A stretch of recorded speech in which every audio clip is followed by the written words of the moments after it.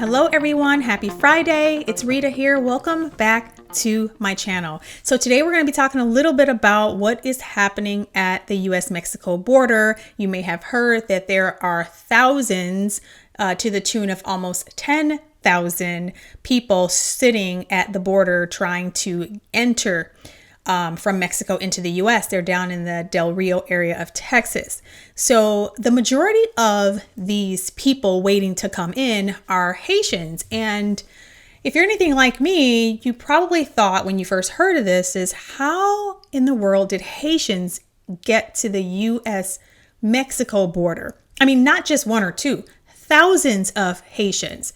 So I'm kind of just mulling this over and trying to figure out how they get there. I mean, it's a long way from Haiti to Mexico over water, and not 90 miles like Cuba is from Florida, right? And that's another thing I thought. Why are they at the US-Mexico border and not trying to get into Florida? That seems like it's a shorter distance.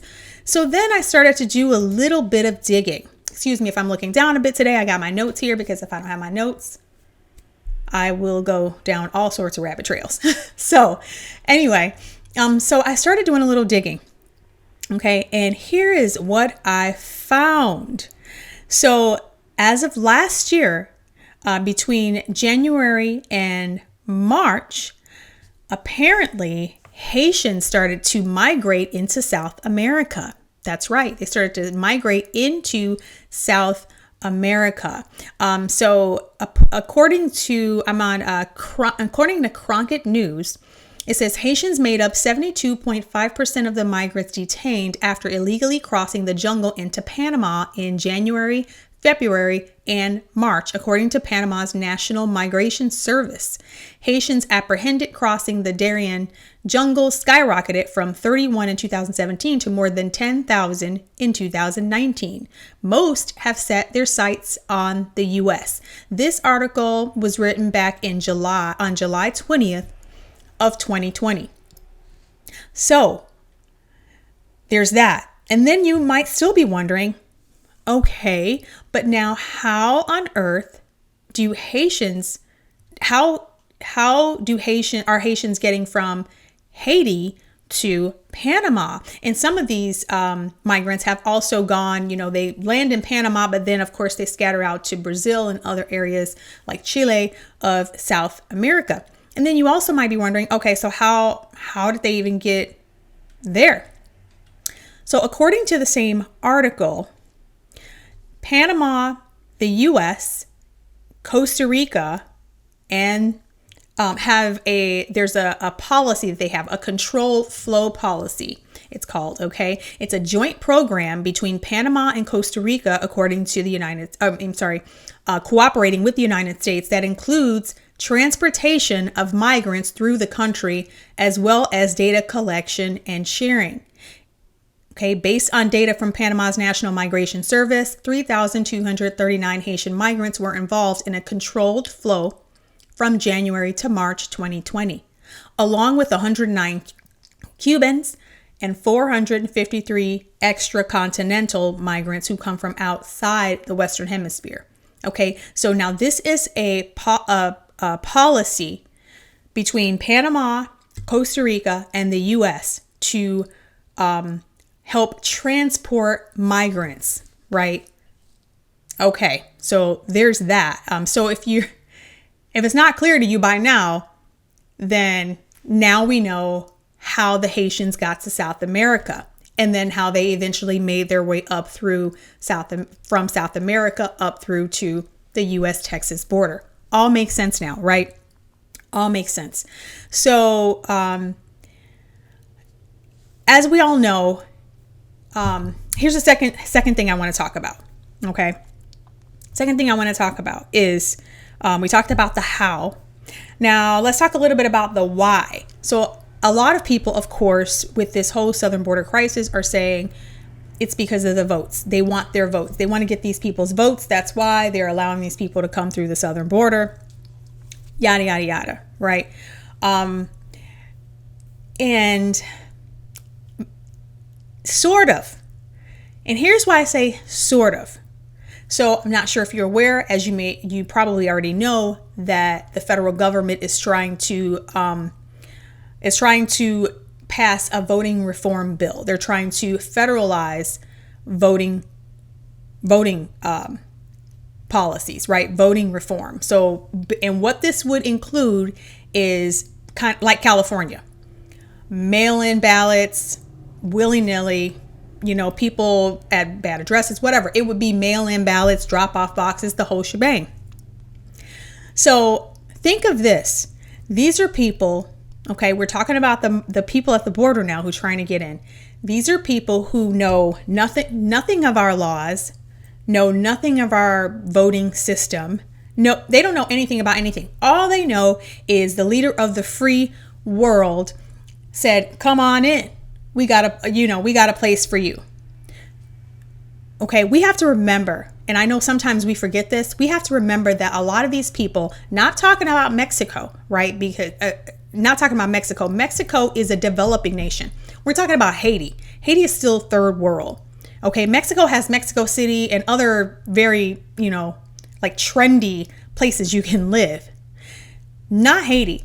And the reason I bring that up is because in Haiti and other places, right? People from other countries who are trying to come into the border, the governments there, they're coming from third world countries where, presidents and prime ministers or whatever, people who are ruling, people who are ruling the country, they just kind of pop up and start saying that they're the leader. And then they just kind of start issuing decrees, and that's the law of the land. And so I think we have in our minds that these people, I just think we don't think about the fact that they have no idea about anything. Now, granted, some of them might think, oh, is this illegal? But you got to remember where they're coming from. This is a different mindset, a different perspective. All they know is their country is terrible and the leader of the free world said, come on over. So when a leader in their country edicts something, they're like, it's the law. Everybody just, okay, well, I guess we got to do this now. All right. So they could be thinking the same thing goes on here to an extent. So we can't necessarily get too upset at these people for taking the guy that we put in office, supposedly, for taking him at his word. So then they come here back to the voting. So now they come here. It's not like they're going through any kind of swearing in process that people do when, they're green card holders or whatever, and they're going through like the proper channels to become a citizen. No. Where they're being told about voting and they have to learn the Constitution, all these things. None of these people have to do any of that. So now when they get in here and get, I guess, whatever you want to call is established, whatever you want to call established, living in shelters, wherever they're going to be housed. Do you actually think that they're going to get a ballot in the mail? Do you think these people are going to get a ballot in the mail? Okay. No, what I think is going to happen is they're going to get a ballot in their name, but it's not going to come to them. So there's that. And the other thing is, even if they did get a ballot in the mail, they don't know how the voting works. They don't know. Ballot harvesters, ballot harvesters could easily come by, like some things that happened in Minnesota that we heard about last year. Come by their door, knock on the door and say, yeah, I'm here to take your ballot in for you. Oh, yeah, I work with the service. I'm here to take your ballot in. And then collect a bunch of ballots and mark them like they want. Come on now. So yes, there's something to that, but these people will likely not even have an opportunity to vote. Okay, they don't know anything about that process. They're not going to probably learn anything about the process until at least some years that they're here, maybe, if they're even interested, right? There are people living here in certain states who come here, like in Minnesota, don't know about the voting process and, get strong-armed into handing over their ballots. Allegedly. So there's my idea about that, about the why they want him here. So we know the how is that there is a joint committee or a joint program between Panama, Costa Rica, and the United States that transports migrants. Okay, we know. And data collection and sharing. Let's not forget that part. We know that. We know the why. But the why is not as straightforward as we think. Like they're just going to come in and stand in line and vote. That's not going to happen. Or they're going to vote all right, but they're not going to even know that they're voting. The other thing is what I want us to think about is this whole situation at the southern border is terrible on so many levels. Yes, these people are breaking the law. Yes, our federal government is breaking the law. All of these things are happening. But like I said earlier, we need to remember that a lot of these people, especially in third world countries, don't understand any of the processes here. And so when you invite them over, yes, they're going to come. The sad part about it is they are being exploited. They're all packed in. And now if they're unwell, physically unwell, carrying whatever kind of illnesses, now they are packed in with other people from other countries who may be in the same boat, carrying different illnesses. I mean, it's all just a mess. The people are down there. I'm sure it's still hot in Texas. So the people are down there hot, they're hungry, and they're packed. It's just a cluster. It's a cluster. And so I say all that to say, is it wrong? Yes. But we cannot lose our compassion for humanity in this. Because at the end of the day, these people are being completely exploited by the government. Completely exploited. And my heart goes out to them. I commented something about this on a video a while ago, and some lady got super upset because I said I felt bad. I felt bad for these people. And she said, oh, well, you don't feel bad for homeless people. I'm like, well, that's quite a leap to say I don't feel. Of course I feel bad for homeless people. I guess I'm not allowed to show compassion in this. I just think that everything is so polarizing. We cannot lose our compassion for people created in the image of God. We cannot lose our compassion for humanity. Yes, it's a terrible situation all the way around. Yes, our government doesn't care about the people in this country. But this is for my Christian people here now. I'm going to say this for my Christian folk. We are still called to be salt and light. We cannot get caught up, and it is difficult for me, and as I know it is for you, but we cannot get caught up in the drama of of it all. We can't get so caught up in it that our heart begins to turn bitter and enraged towards these people. Yes, they're in a bad situation. Yes, they've placed themselves and their children there. But at the end of the day, they are still people. And all they did was answer an invitation that our country gave them. We can't be mad at them for that.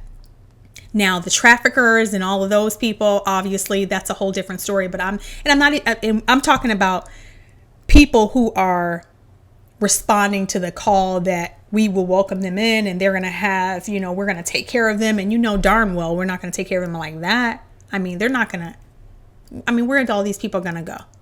We don't even have enough places for these people to go. So we know this is all a lie.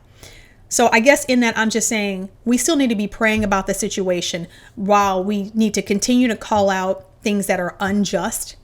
We can't lose sight of the fact that this too is unjust. Exploiting people from the third world for political power and gain is horrific. So let me know what you guys think about all this in the comments, and I hope you have a fantastic weekend, and I will see you soon. Ciao.